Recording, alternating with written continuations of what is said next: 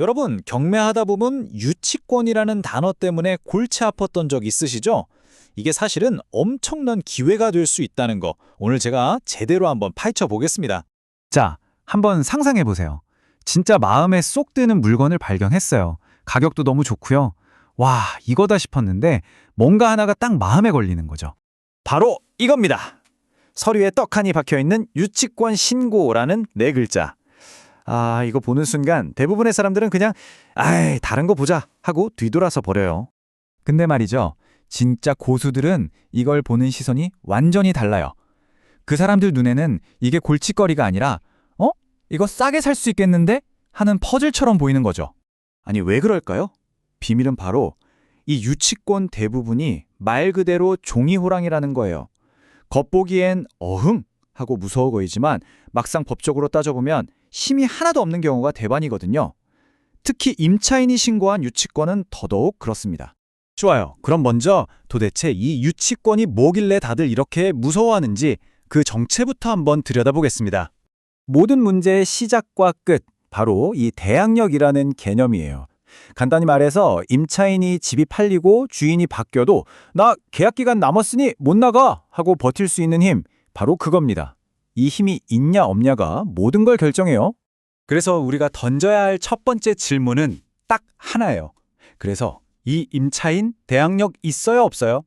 만약에 대항력이 없다? 그러면 게임은 거의 끝난 겁니다. 대법원 판례를 보면 새로운 주인한테는 거의 아무런 주장도 할 수 없게 되거든요.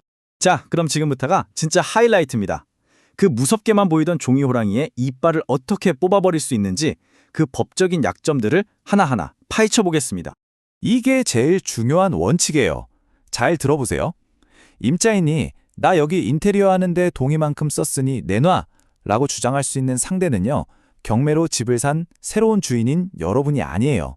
원래 계약했던 그 옛날 집주인입니다.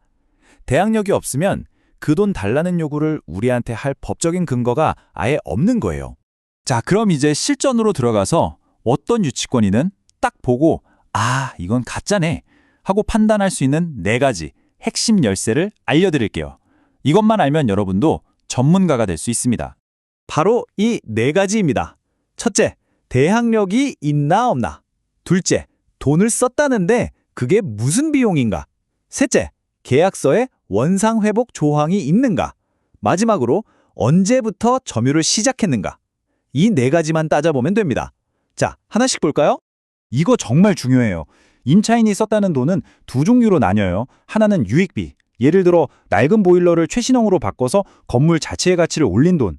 이런 건 유치권 주장이 가능할 수도 있어요. 근데 다른 하나는 부속물이에요. 식당 하려고 간판 달고 우리 가게에만 필요한 주방 설비를 들여놓은 거. 이런 건 그 사람 사업을 위한 거지 건물 가치를 올린 게 아니잖아요. 이건 유치권 대상이 절대 안 됩니다. 이게 진짜 필살기입니다. 거의 모든 임대차 계약서에 들어있는 조항이죠. 나갈 때 원래대로 다 돌려놓고 나가라는 이 원상회복 조항. 법원에서는 이걸 어떻게 보냐면요. 당신은 계약할 때 이미 인테리어 비용 같은 거 나중에 돌려달라고 할 권리를 스스로 포기한 거군요. 라고 봐요. 이 조항 하나만 있으면 사실상 게임 끝입니다. 마지막 열쇠는 타이밍입니다. 유치권을 주장하려는요, 법원에서 자, 이 집 경매 시작합니다 하고 땅땅땅 알리기 전에, 그러니까 경매 개시결정 등기가 되기 전부터 그 집을 점유하고 있었어야 해요. 경매 시작한다는 소식 듣고 부랴부랴 들어가서 점유를 시작했다?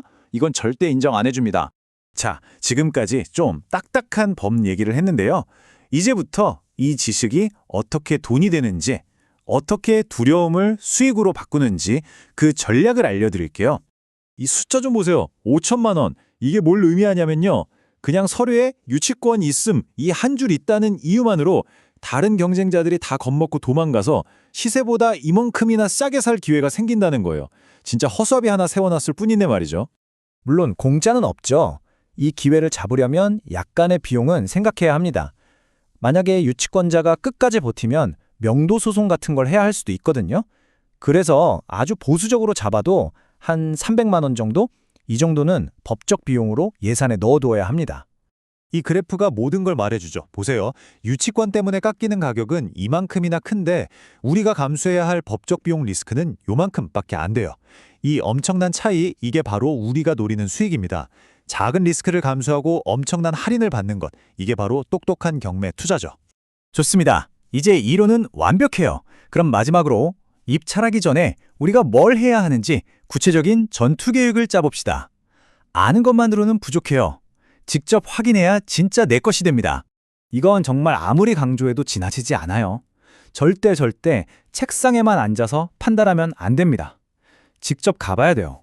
가서 정말 누가 살고 있는지, 진짜로 공사를 한 건 맞는지, 했다면 뭘 했는지 두 눈으로 똑똑히 확인해야 합니다. 자, 입찰서 쓰기 전에 이 6단계 체크리스트 꼭 머릿속에 저장해 두세요. 첫째, 법원 서류를 샅샅이 뒤져서 유치권 신고 내용을 파악한다. 둘째, 임차인이 대항력이 있는지 없는지부터 체크. 셋째, 어떻게든 임대차 계약서를 구해서 원상 회복 조항이 있는지 찾아낸다. 넷째, 무조건 현장 방문, 어떤 공사를 했다고 주장하는지 내 눈으로 직접 본다. 다섯째, 혹시 공사비 영수증 같은 거 있냐고 슬쩍 물어본다. 마지막으로 만약을 대비한 소송 비용 500만 원 정도는 예산에 포함시킨다.